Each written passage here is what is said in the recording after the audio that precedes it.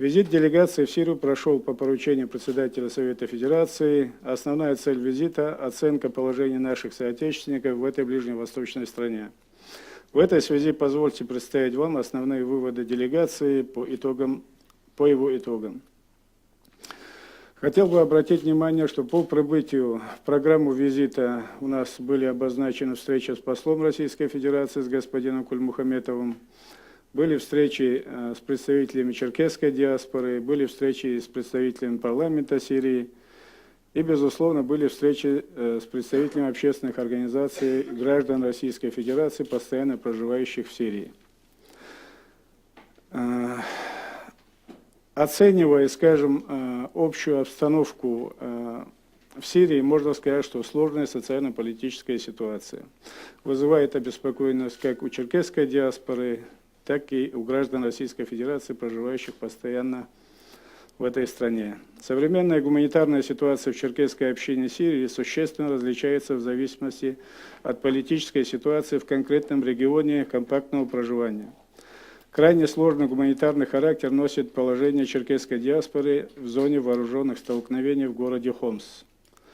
Такая же ситуация, можно сказать, характерна и для районов Баяда, Хальдии, Уагыр с преобладающим черкесским населением.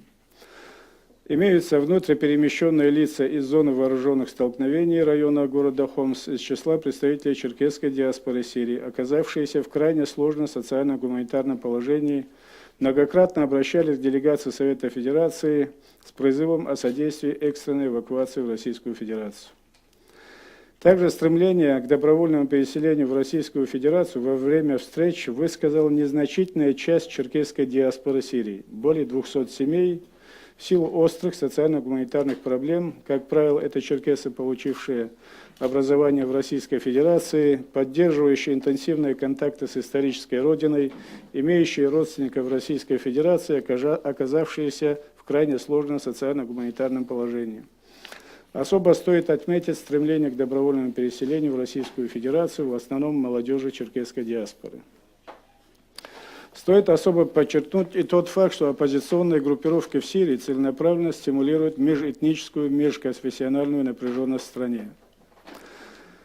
Говоря о гражданах Российской Федерации, хотел бы сообщить, после встреч с представителями общественных организаций, представляющих наших сограждан, их около 30 тысяч постоянно проживающих в Сирии, без учета их детей, которые имеют право на получение гражданства Российской Федерации.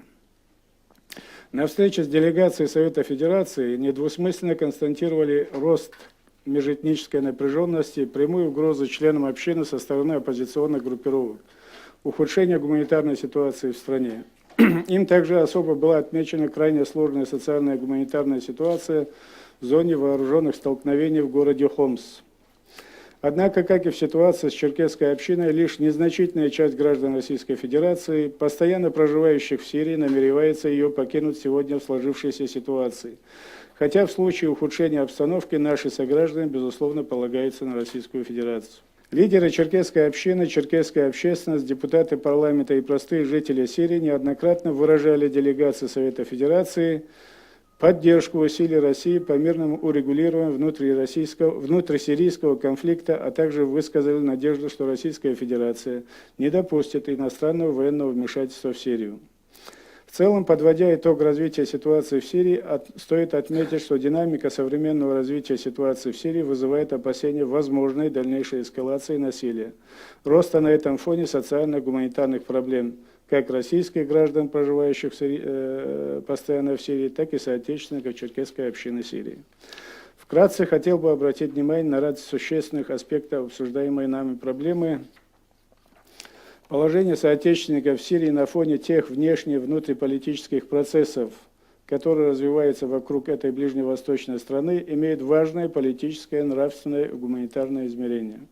Россия предпринимает титанические усилия, нацеленные на стабилизацию ситуации в Сирии, на начало действенного мирного внутрисирийского диалога, на мирное урегулирование внутреннего конфликта, основанное на уважении прав и свобод человека, суверенитета и независимости Сирии.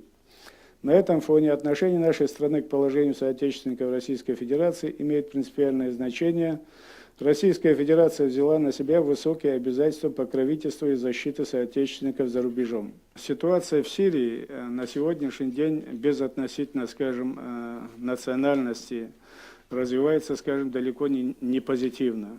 И ситуация в Хомсе показывает, что есть факты гибели людей,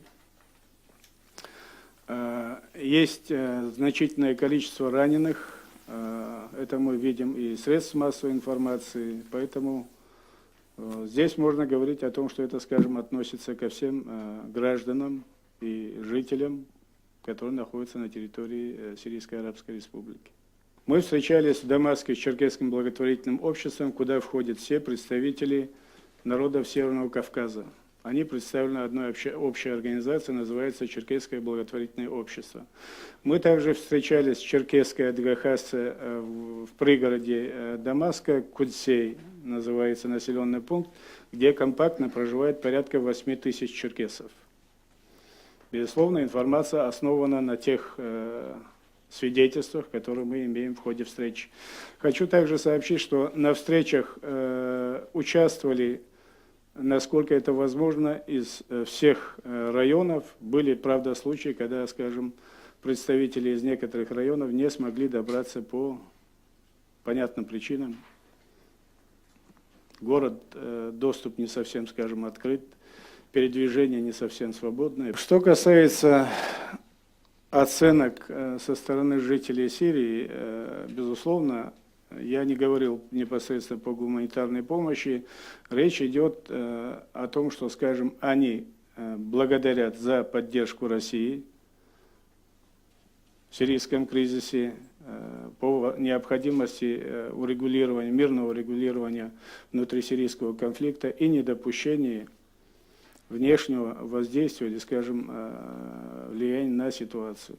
Хотя практически все, с кем мы общались, оценивали ситуацию как последствия внешнего влияния на внутрисирийский кризис. На сегодняшний день при сложившейся социально-политической обстановке есть порядка более 200 семей, которые хотят выехать из страны. Готовы выехать, да. Они хоть завтра готовы собрать вещи и выехать. Все зависит от обстоятельств, как будет складываться в дальнейшем социально-политическая обстановка. Будет ли эскалация, не будет эскалации. На сегодняшний день, по своим личным ощущениям, впечатлениям, которые я видел, я могу сказать, что ситуация на самом деле непростая. В тот день, 17 числа, день, когда мы начали работу, был взрыв, свидетелем которого лично я стал. Погибло огромное количество людей. В ней два было взрыва, буквально они через пару минут друг от друга в Дамаске. Да. Конечно, на лицах людей в общении чувствуется тревога, обеспокоенность. И говорить о том, что, скажем, конечно, они все надеются на мирное разрешение проблемы, на налаживание нормальной жизни. Мне... По своим личным ощущениям, скажем, я скажу, больше нет у меня такого ощущения, чем да, что мирный вопрос будет решен. Но и тем не менее, я вот, ссылаясь на высказывание президента России Дмитрия Анатольевича в поддержку миссии Кофи Аннана, можно надеяться на это, и нужно надеяться, и предпринимать все усилия для того, чтобы эта миссия завершилась, скажем, успешно по налаживанию внутрисирийского диалога и разрешению конфликта. Как вы понимаете, черкесы оказались вне исторической родины не по своей воле в свое время. Они, оказавшись в Османской империи, были расселены на территории, вот как раз та диаспора, которая сегодня располагается в Сирии, они были распределены по Балканам. По окончанию войны их перебросили, скажем, как раз в район Голландских высот, о которых вы говорите. После войны, конца 70-х, они вынуждены были, опять же, переселиться, скажем, в Сирию, часть уехала в разные страны, но из поколения в поколение практически за 150 лет черкесская диаспора порядка 4 раз покидала свою территорию, среду обитания. И, безусловно, это желание вернуться на свою историческую родину не было связано только с этой ситуацией. Об этом они как раз и говорили часто, что они не хотели бы выглядеть в таком свете, что они вот сейчас убегают или уходят. Это желание на протяжении десятилетий неоднократно высказывал, скажем, и обращение в Советский Союз, был как раз вот конфликт по голландским высотам, когда имел место. К сожалению, тогда обращение осталось без какой-либо реакции. Что касается не только черкесов в Сирии, я бы хотел вам для примера привести. У меня есть хороший друг, араб из Сирии, сириец, который, скажем, посетив Кабардино-Балкарию несколько лет назад, просто взял семью, переехал, живет. Почему, если, скажем, это может сделать сириец, почему это не могут сделать черкесы? На сегодняшний день такая работа ведется, я точно знаю, по Адыгее и по Кабардино-Балкарии. Созданы рабочие правительственные комиссии по приему соотечественников. В Адыгее есть центр адаптации беженцев. Тем более в Адыгее, да, в Российской Федерации есть опыт приема наших соотечественников из Югославии, из Косово. Вполне положительный опыт и пример для подражания. В Кабардино-Балкарии, на территории Кабардино-Балкарии тоже создана рабочая комиссия, которая занимается приемом соотечественников, таковых уже порядка нескольких десятков, которым оказывается необходимая помощь для адаптации в России.